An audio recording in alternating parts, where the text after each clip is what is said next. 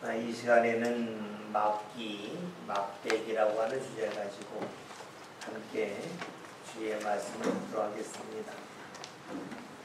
지난 9월 3일 오전 7시 25분에 평창에 사는 58세의 박광진 씨가 거실에서 밖을 바라보다가 갑자기 급하게 밖으로 나아갔습니다. 그리고는 자신의 집 앞에 있는 길가에 서서 차들이 이리로 가라 저리로 가라는 그 일을 했습니다. 그리고 자신의 집 앞에 있는 다리 건너편에서 차가 건너고 있는데 손짓을 하면서 건너오지 말라고 후진을 하라고 했습니다. 그가 집 밖으로 나온 지 3분 후에 그의 집 앞에 있던 다리가 무너졌습니다. 박광진 씨는 평소에 건설 현장에서 포크레인을 가지고 일하는 분입니다. 그가 다리 공사를 여러 번 해서 다리가 언제 세워지고 또 언제 무너질지를 익히 알고 있었기 때문에 그는 자신의 집에서 다리를 보면서 다리가 곧 무너지겠다 하는 것을 예측했던 겁니다. 지난 9월 초에 우리나라에 태풍 하이선이 지나갔습니다. 이로 인해서 강원도에 있는 다리 5개가 무너지거나 뒤틀어졌습니다. 생각하지를 못했던 많은 비가 내렸기 때문이지요. 생각하지 못했던 비가 내리는 이러한 기상이변, 기상재해는 어느덧 우리 삶 가운데 빈번히 나타나고 있습니다. 기상이변이라고 하는 것은 사람들이 지금까지 경험해 보지 못했던 날씨를 경험한다 하는 것입니다. 과학이 무척이나 발전하였지만 그럼에도 불구하고 앞으로 어떠한 기상 변화가 일어날지에 대해서 사람들은 제대로 예측하지 못하고 있습니다. 앞으로 이러한 기상 이변이 많이 일어날 거라고 하는 보도가 우리의 마음을 씁쓸하게 만듭니다. 비가 많이 와서 다리가 무너졌다 하는 소식을 접한 후에 저는 좀 이해가 되지 않았습니다. 왜 비가 많이 온다고 해서 다리가 무너질까? 선뜻 이해가 되지 않아서 그 이유가 무엇인지에 대하여 좀 살펴보았습니다. 여러분, 비가 많이 내리면 계곡으로 물이 몰려들죠. 산에 있는 물이 몰려듭니다. 물살이 아주 빨라지죠. 물살이 빨라지다 보면 다리가 무너진다고 합니다. 그런데 물살이 빠르다고 해서 무조건 다리가 무너지는 것은 아니지요. 다리가 무너지는 원인 중에 하나는 비가 많이 내려서 산에 있는 잡목들, 떨어지는 가지들이 이제 계곡으로 몰려오게 되고 계곡으로 몰려오면서 교각에 부딪히면서 하나하나 쌓인다는 것이죠. 그러면서 물길을 막는다는 겁니다. 물길을 막게 되면 그 물이 더욱더 가속력이 붙게 되면서 물살이 세진다는 겁니다. 물살이 세지면 어떤 일이 생기냐면 교각 그 밑에 있는 흙을 빠른 물살이 치고 나간다는 겁니다. 그러면 교각 밑에 있는 흙들이 침식된다는 거죠. 막 파인다는 거죠. 이런 일이 반복되다 보면 교각 밑에 있던 흙들이 많이 파이면서 교각이 안정감을 잃게 되겠죠. 그러다가 교각이 무너진다 하는 것입니다. 이것을 사람들이 쇄골 현상이라고 합니다. 물살이 거세지면서 교각 밑에 있는 흙을 파내서 결국은 다리가 무너진다는 겁니다. 그런데 이런 생각을 해보았습니다. 만약에 그 비가 많이 내렸을 때에 그냥 물만 빠르게 흐른다면 과연 쇄골 현상이 크게 나타날까 하는 겁니다. 아주 크게 나타나진 않죠. 나무들이 그곳에 쌓이면서 물살이 더욱더 거세지고 그러는 가운데 쇄골 현상이 심화된다는 겁니다. 산에는 나뭇가지는 별 힘이 없습니다. 사람이 부러뜨릴 수도 있습니다. 그러나 그 나뭇가지들이 계곡으로 몰려들고 쌓이고 또 그것으로 인하여 물의 흐름을 막기 시작할 때에 물이 더욱더 거세지면서 튼튼한 다리를 무너뜨리고 맙니다. 여러분, 나뭇가지가 아무것도 아니지만 나뭇가지가 나무에서 떨어져서 그것이 계곡으로 물려들었을 때에는 빠른 물살과 더불어 다리를 무너뜨리는 일을 하고 맙니다. 나뭇가지, 그것은 나무에 붙었을 때에 부르는 이름입니다. 생명이 있는 것이지요. 나무에서 가지가 떨어지는 순간에 다른 말로 우리는 명명합니다. 막대기라고 말하지요. 나무에 붙어있는 가지는 막대기가 아닙니다. 나무가 떨어져 나갔을 때에 그 가지는 막대기가 되고 맙니다. 막대기가 아무것도 아닌 것 같습니다. 그렇죠. 평소에는 아무런 영향력도 미칠 수가 없습니다. 그러나 비가 많이 오거나 구어로부터 강한 바람이 불 때에는 큰 문제를 일으키고 맙니다. 나뭇가지가 나무에 붙어있는 것은 정상적인 모습입니다. 반면에 나무에서 나뭇가지가 떨어졌다고 하는 것은 그 가지가 있어야 할 자리에서 벗어났음을 말합니다. 작은 나뭇가지이지만 자신이 있어야 할 자리에서 벗어났을 때에 그 자리에서 떨어져 나갔을 때에 평소에는 문제가 되지 아니하지만 이번 하이선 태풍이 지나갔던 것처럼 간혹 가다가 크게 문제를 일으키고 맙니다.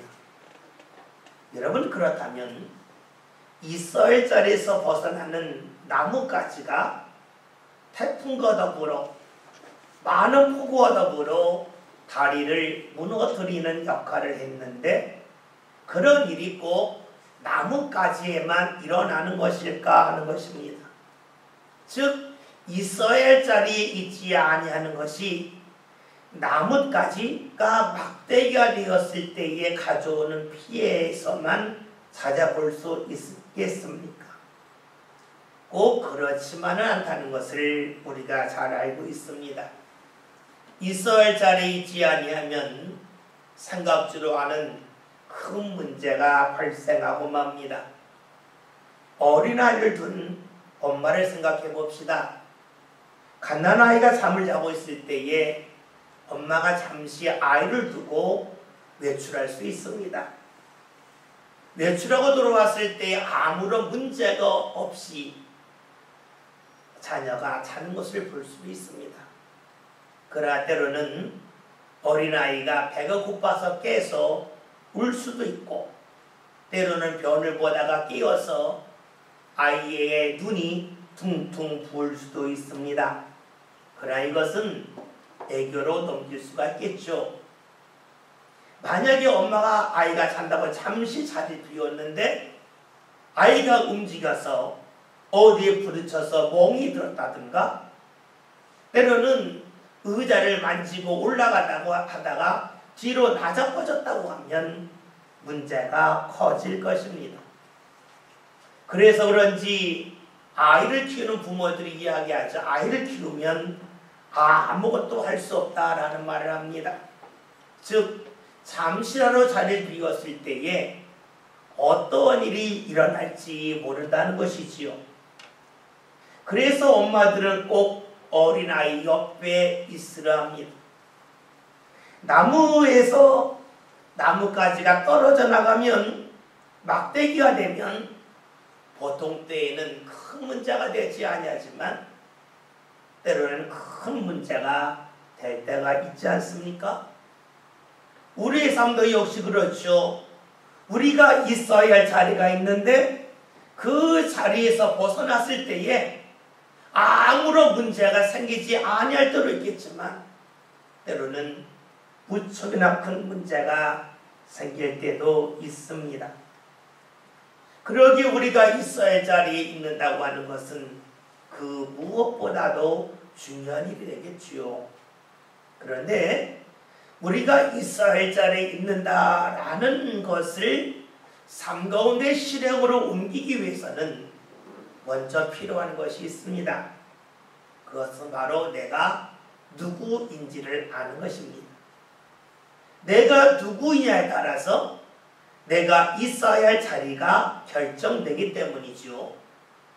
학생들은 배우는 사람들입니다. 그러니까 학생이라고 하면 배우는 자리에 있어야 되겠죠.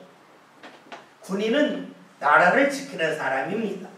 그러니까 나라를 지키는 그 자리에 있어야만 합니다. 일하는 사람은 일터에 있어야 되겠죠. 내가 누구냐에 따라서 내가 있어야 할 자리가 달라집니다. 그렇게 우리는 물어야 됩니다. 과연 나는 누군가 하는 것입니다. 그런데 내가 누군가라고 하는 그 질문에는 내가 상대하는 사람에 따라서 내가 누구인지가 달라집니다. 부모와 자녀가 만났을 때에는 부모가 되기도 하고 자녀가 되기도 합니다. 직장에 갔을 때에는 상사가 될 수도 있겠고 때로는 밑에서 일하는 사람일 수도 있습니다. 학교에 갔을 때는 선생님일 수도 있고 학생일 때도 있습니다. 내가 누구냐 하는 그 질문은 오늘 답할 수가 있겠지만 그 답이 평생토록 이어지는 것은 아닙니다. 부모님이 살아계실 때는 나는 자녀라 라고 말할 수가 있겠지만 부모님이 돌아가시고 나면 나는 자녀라는 말을 더 이상 할 수가 없습니다. 나는 자녀였지만 어느 정도 나이가 들어서 결혼하고 또 자녀가 태어나면 자녀에서 부모가 되고 말지요.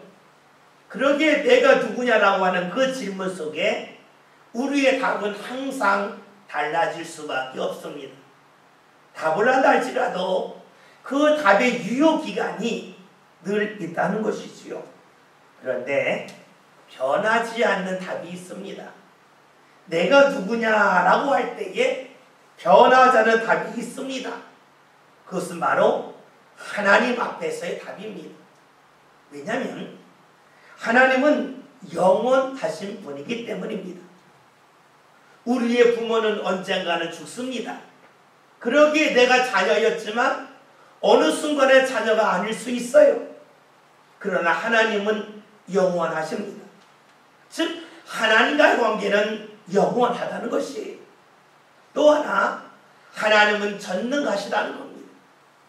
하나님은 전능하시기 때문에 내가 어느 자리에 있든지 간에 무엇을 하든지 간에 하나님에게 영향을 미칠 대상은 하나도 없어요.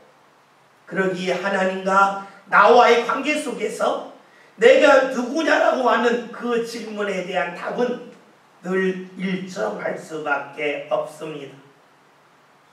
하나님 앞에서 나는 누구입니까? 오늘 성경에서는 이에 대한 답을 우리에게 제시해 줍니다. 말씀 16절을 볼까요? 다 같이 함께 읽겠습니다. 너희는 너희가 하나님의 성전인 것과 하나님의 성령이 너희 안에 계시는 것을 알지 못하느냐. 아멘. 오늘 말씀을 봐도 너희는 하나님의 성전이라 라고 말씀하고 있습니다. 여러분 성전하면 무엇이 제일 먼저 떠오르십니까? 성전하면 우리는 건물을 생각을 합니다. 솔로몬이 하나님의 성전을 짓고 그가 이렇게 이야기하죠. 여기는 하나님이 영원히 계시는 곳입니다. 하나님의 집입니다. 라고 고백을 합니다. 여러분 그래요? 우리는 성전하면 건물을 생각하지만 실제적으로는 건물이기보다는 하나님이 계신 곳이라 라고 볼 수가 있습니다. 그럼에도 불구하고 우리들은 성전할 때에 건물을 먼저 생각하지요. 이제 얼마 지나면 추석입니다. 추석이 되면 많은 이들이 부모님 집에 가죠. 부모님이 집에 간다고 하는 것은 부모님이 살고 계신 집에 갔다 왔다 하는 것을 말하는 것이 아니죠. 부모님의 집에 갔다고 하는 것은 부모님의 집에 가서 부모님을 만났다는 것이에요. 추석 때 부모님 집에 갔다 왔다. 그런데 부모님은 만나지 않았다라고 말하면 좀 어색하지요. 부모님의 집에 갔다고 하는 것은 부모님을 만났다는 것을 말해요. 하나님의 성전은 하나님의 집이에요. 하나님의 집이라고 하는 것은 하나님을 만났다라고 하는 것을 전제로 합니다. 그렇다면 오늘 말씀에서 너희는 하나님의 성전이라 라고 말씀하는 것은 너희는 하나님을 만나는 사람이라 라는 뜻으로 보아야만 합니다. 너희가 하나님의 성전이라서 너희가 하나님을 만난다 라고 하는 말씀은 너희가 어느 자리에 있든지 어느 형편에 있든지 하나님을 만날 수 있다 하는 것을 말씀합니다. 이런 말씀 읽다 보면 이런 이야기 하시는 분도 있어요. 우리가 하나님의 성전이라서 하나님을 언제나 어디서든지 만날 수 있다고 하니 꼭 교회 갈 필요 없지 않습니까? 라고 말할 수 있습니다. 예, 틀린 말은 아닙니다. 그런데 우리가 여기서 생각해야 될 것이 있어요. 무언가 하는 것이 있고 그 하는 것에 교율이 있어요. 여러분의 집에 자녀가 공부를 합니다. 공부를 할 때 여러분이 텔레비전을 크게 켜놔도 돼요. 그래도 공부할 수 있어요. 공부할 때에 집안 식구들 다툴 수 있어요. 그래도 공부할 수 있어요. 반면에 집안 식구들 아주 조용히 있는 가운데 공부할 수도 있어요. 공부하는 건 다 똑같아요. 그런데 언제 공부하는 것이 가장 효율적일까요? 사람은 모두가 감정이 있어요. 그러기에 자신이 접하는 환경에 따라서 집중하는 것이 달라질 수밖에 없겠죠. 그러기에 우리가 예배할 때에 우리는 하나님의 성전이기 때문에 언제나 어디서든지 하나님을 만날 수 있으므로 꼭 교회에 오지 않아도 예배할 수는 있어요. 그러나 어떻게 예배하는 것이 가장 효율적일까? 어떻게 예배하는 것이 하나님의 성전인 나 자신이 하나님을 가장 제대로 만날 수 있을까 하는 것을 물어본다면 우리는 그 답을 쉽게 찾을 수가 있습니다. 오늘 말씀 16절에서 너희가 하나님의 성전인 것과 너희 안에 하나님의 영인 성령이 거하신다는 말씀이 있습니다. 우리가 하나님을 만날 수 있는 성전이 되는 이유는 오늘 말씀처럼 우리 안에 하나님의 영인 성령이 계시기 때문입니다. 하나님의 영이 성령이 우리 안에 계시지 않았다면 우리는 하나님을 제대로 만날 수가 없습니다. 만약에 우리가 하나님을 눈으로 볼 수 있다면 우리 안에 성령이 없어도 하나님을 만날 수가 있겠죠. 근데 우리 눈으로 하나님을 볼 수가 없습니다. 하나님을 눈으로 볼 수 없기에 많은 사람들이 이런 질문을 합니다. 제가 어렸을 때에 제 친구들에게 들었던 질문이기도 하고 요즘 제가 철학자들의 책을 읽으면서 철학자들이 하는 질문이 똑같습니다. 그것은 무엇이냐면 하나님을 데려와봐. 내 눈에 보여줘봐. 그러면 내가 무언가 답을 줄게 하는 것입니다. 여러분, 이 말을 들을 때에 우리는 참 답답합니다. 생각해 보세요. 지금 여러분들이 다 성인이지요. 성인이 여러분에게 갓난아이 옷을 갖다 주면서 이거 입어봐라 라고 하면 뭐라고 그랬습니까? 입을 수가 없다고 말하죠. 옷이 너무 작아서 옷은 맞지만 내 몸에 맞지 않는다. 그 옷을 입을 수 없다라고 말을 합니다. 그렇죠. 사람의 몸에다 옷을 맞춰야지 옷에다가 사람을 맞출 수는 없습니다.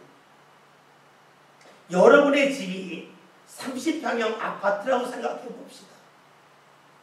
여러분에게는 누가 묻습니다. 당신 아는 사람 몇 명이나 있냐? 예, 제가 아는 사람 1000명 됩니다. 그래?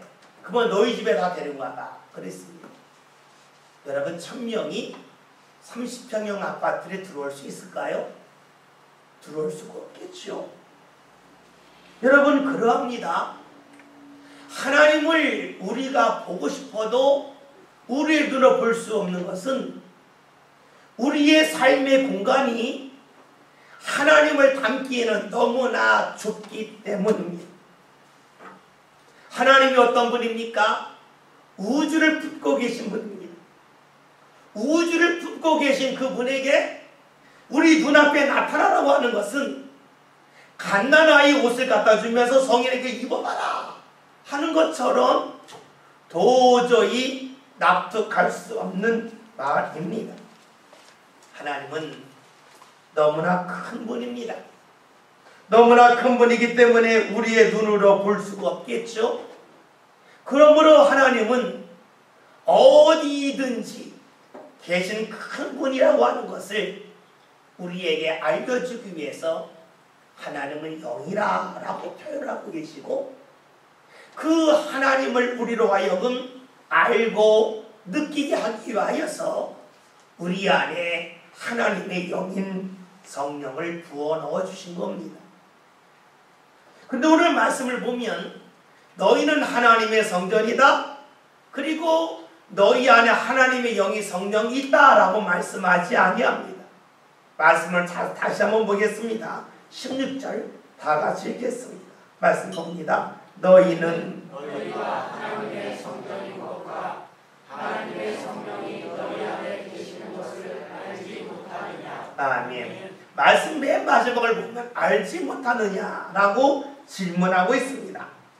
다시 말하면 사람들은 자신이 하나님의 성전인 것을 잘 알지 못하고 우리 안에 하나님의 영인 성령이 계시다고 하는 것을 잘 알지 못한다 하는 겁니다. 이 속에 사람의 어리석음이 있습니다. 왜 알지 못할까요? 알지 못하는 것은 많은 사람들은 이야기합니다. 없기 때문에 모른다고 생각을 하죠.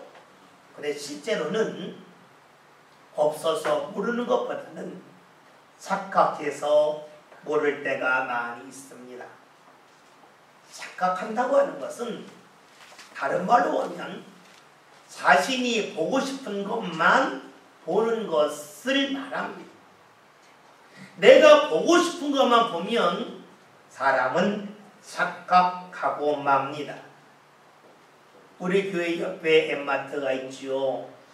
요즘에 세일 중입니다. 물건을 싸게 판다고 그랬더니 사람들이 사방에서 와서 지금 물건을 사려고 합니다. 그런데 그곳에 주차장이 없기 때문에 사람들이 이 길거리에 주차를 하죠. 이 주차하는 사람들 중에는 교회 입구에 올라가는 그 길을 막고 주차하는 분이 있습니다. 차가 올라가는 턱이 있는데 그것이 있음에도 불구하고 거기 주차를 해요. 근데 거기 주차하는 사람들 중에는 물론 알면서도 주차하는 분이 있겠지만 대부분은 모릅니다. 길거리라 생각하고 주차를 해요. 왜 그럴까요? 마트에 가서 싼 물건 빨리 사와야지. 그 마음이 너무나 많은 겁니다. 몸은 차 앞에 있습니다. 근데 마음은 마트에 가 있습니다. 그러니까 자기가 있는 자리를 제대로 보지 못합니다. 그러니까 있어도 보지 못하고 착각하고 말지요. 무엇을 말합니까? 그의 마음에 있는 욕심, 그 욕심으로 인하여서 눈앞에 있는 것을 제대로 보지 못하고 알지 못한다는 것입니다. 우리가 이렇게 본다면 우리 안에 성령이 계심에도 불구하고 하나님의 영이 우리 안에 계심에도 불구하고 우리가 왜 성령이 우리 안에 계신 것을 알지 못하는지를 분명하게 알 수가 있습니다. 그것은 다른 데 있지 않습니다. 우리 안에 있는 욕심입니다. 내가 무언가 하고 싶은 것, 내가 무언가 얻고 싶은 것, 여기에 집중하는 가운데 우리들은 우리 안에 계신 성령을 제대로 알지 못합니다. 그러는 가운데 나 자신이 하나님을 만나는 하나님의 성전이라고 하는 것을 제대로 모릅니다. 이것을 좋게 말한다면 우리 안에 무언가 가지고 있는 목표, 그 목표에 집중하느라고 나 자신 안에 있는 성령을 제대로 알지도 못하고 깨닫지도 못한다는 것입니다. 이런 사람이 어떻게 살아갈지 오늘 성경 17절에서는 이렇게 말씀하지요. 다 같이 보겠습니다. 누구든지 하나님의 성전을 더럽히면 하나님이 그 사람을 멸하시리라. 하나님의 성전은 거룩하니 너희도 그러하니라. 아멘. 오늘 말씀 17절에 하나님의 성전을 더럽힌다는 말씀이 있습니다. 여기서 하나님의 성전은 16절에 하나님의 성전을 말하니까 우리 자신을 말하겠죠. 여러분, 우리 자신을 더럽힌다고 하는 것을 우리의 몸을 깨끗하게 하지 않는다라고 생각하면 곤란하겠죠. 우리의 몸이 깨끗해야만 하나님을 만나는 건 아니지 않습니까? 그러면 우리가 하나님의 성전, 즉 우리 자신을 더럽힌다고 그럴 때에 더럽힌다고 하는 것은 무엇을 말할까요? 우리 집을 생각해 봅시다. 여러분이 집을 더럽힌다고 생각하면 주로 사람들이 그렇게 생각합니다. 음식을 흘리는 것, 쓰레기를 떨어뜨리는 것을 생각을 하죠. 예, 그것도 더럽히는 것입니다. 그런데 우리가 더럽히는 것이 또 하나 있습니다. 그것은 가만히 두는 겁니다. 여러분 혹시 휴가를 떠났다가 집에 돌아오신 적 있습니까? 문을 완전히 닫고 며칠 동안 집을 비웠다가 집에 들어오면 어떻습니까? 집이라고 하는 반가움도 있지만 냉정하게 보면 집에서 쾌쾌한 냄새가 납니다. 공기가 갇혀 있었기 때문에 공기가 썩었다는 것이죠. 그러니 쾌쾌한 냄새가 납니다. 환기하자고 가만히 내버려 두면 집안에는 공기가 썩지요. 냄새가 납니다. 그것이 오랫동안 지속되면 곰팡이가 생길 겁니다. 여러분의 집을 청소하고 가만히 내버리면 어떻게 될까요? 먼지가 쌓이고 그 먼지가 나중에는 덕지덕지 붙어서 집이 더러워지고 맙니다. 여러분, 더러워진다고 하는 것은, 더럽힌다고 하는 것은 다른 말로 하면 가만히 두는 것이요 사용하지 않는 것을 말합니다. 이렇게 볼 때에 우리가 하나님의 성전을 더럽힌다고 하는 것은 하나님을 만나야 될 우리가 하나님을 만나지 아니하는 것을 말합니다. 하나님을 만나지 아니함을 통하여 우리 안에 성령이 계심에도 불구하고 성령이 활동하지 아니하도록 가만히 내버려 두는 것이 바로 무엇입니까? 오늘 말씀처럼 성전을 더럽히는 것을 말합니다. 성전을 더럽힐 때에 어떻게 될까요? 오늘 말씀 17절에는 말씀을 봤더니 누구든지 하나님의 성전을 더럽히면 하나님이 그 사람을 멸하시리라 라는 말씀이 있습니다. 우리는 말씀을 읽으면서 놀라지요. 하나님이 사랑의 하나님이신데 사람을 멸하다니 이거 좀 맞지 않습니다 라고 물을 수가 있습니다. 그런데 여러분 잊지 맙시다. 멸한다고 하는 것은 무엇을 말합니까? 가만히 하나님을 두었기 때문에 더러워져서 하나님이 일하실 수 있는 공간이 크게 줄어드는 것을 말합니다. 즉 하나님의 영향력이 우리 삶 가운데 크게 벌어진다는 것이지요. 여러분 지갑에 다 돈이 있지요. 지갑에 돈을 많이 넣는 방법이 있습니다. 똑같이 만원권, 천원권인데 지갑에 돈을 많이 넣는 방법이 있습니다. 그것은 새돈을 넣는 겁니다. 새돈은 돈과 돈이 딱 붙어있기 때문에 돈과 돈 사이에 틈이 거의 없기 때문에 같은 지갑에도 많이 들어갑니다. 그런데 돈이 구겨지면 어떻게 됩니까? 구겨졌기 때문에 돈과 돈 사이에 공간이 생겨서 돈을 많이 집어넣을 수가 없습니다. 똑같은 지갑이지만 그 지갑 안에 가장 많은 돈을 넣을 수 있는 방법은 새 돈을 넣는 겁니다. 다시 말할까요? 깨끗한 돈을 넣는 겁니다. 더럽혀지지 않은 돈을 넣는 겁니다. 더럽혀진 돈을 넣으면 넣을수록 같은 지갑이랄지라도 많은 돈을 넣을 수가 없습니다. 지갑을 우리의 삶으로 봅시다. 돈을 하나님의 은혜로 봅시다. 그러면 알 수가 있습니다. 우리 삶 가운데 누가 하나님의 은혜를 가장 많이 받을 수 있겠는가 하는 겁니다. 깨끗한 사람입니다. 더럽혀지면 구겨진 돈을 넣는 것과 같아서 하나님의 은혜를 적게 담을 수밖에 없겠지요. 여러분, 모든 사람은 다 죽음을 향하여 달려갑니다. 죽음을 향하여 달려가지 않을 사람은 아무도 없지요. 그런데 우리가 하나님 앞에서 더럽혀지지 않아서, 즉 하나님을 외면하지 않고 하나님과 계속해서 관계를 맺으며 주의 이름을 부르며 나가는 그 사람은 하나님의 은혜를 많이 담습니다. 그러기에 죽음의 그 순간에도 받을 은혜가 남아 있습니다. 어려움을 만났다 할지라도 많은 은혜를 담고 있기에 그때에도 자신이 받을 주의 은혜가 있습니다. 하나님의 지키심이 있습니다. 그러나 더럽혀진 사람은 주의 은혜를 많이 담지 못하기 때문에 어느 순간에는 은혜가 바닥이 납니다. 그러니 하나님이 건질 수가 없습니다. 그것을 오늘 성경에서는 하나님이 멸하신다 하고 말씀하고 있습니다.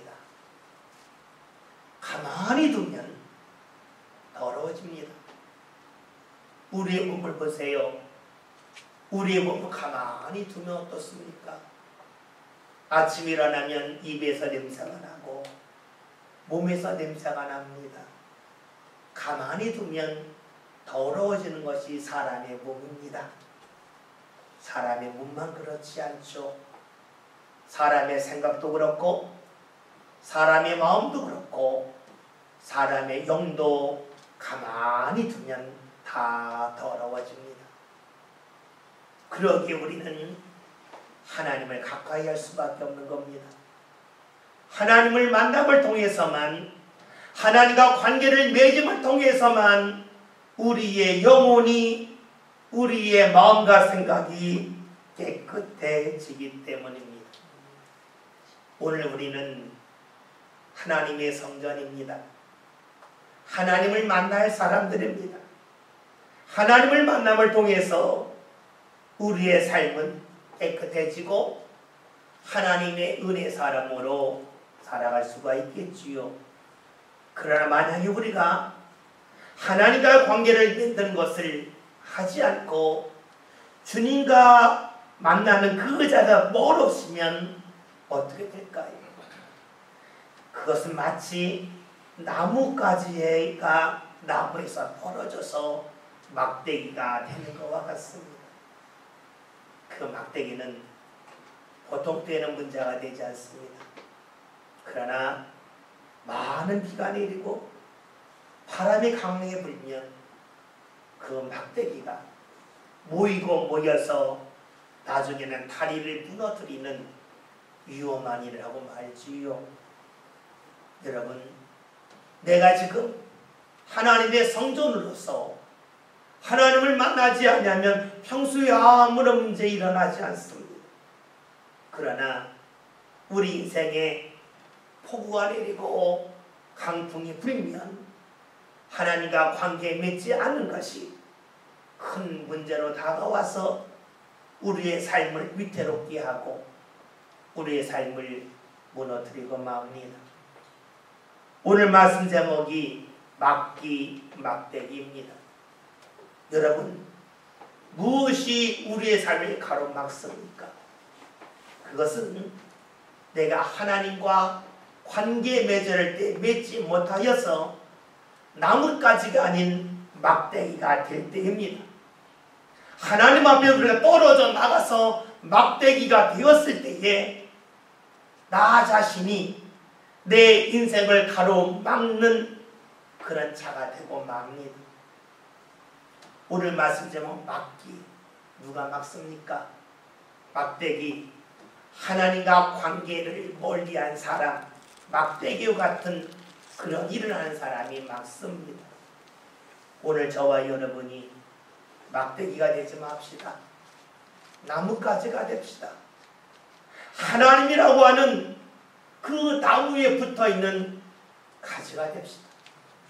그 나무에서 떨어져서 막대기가 되어서 마음대로 여기저기 떠돌아다니고 바람에 날아다니는 그런 인생이 되지 아니했으면 좋겠습니다. 저와 여러분이 있어야 할 자리, 하나님과 관계 맺는 자리입니다. 하나님 앞에 예비하는 자리에 우리가 있어야 됩니다. 그럴 때 우리 인생은 막대기가 아닌 나뭇가지의 인생이요, 그리고 주께서 허락하시는 은혜 열매 맺는 복된 인생이 될 수 있기 때문입니다.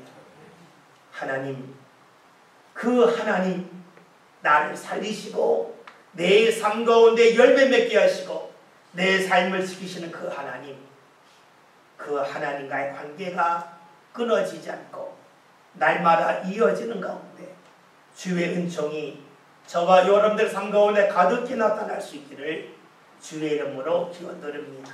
기도합니다. 하나님,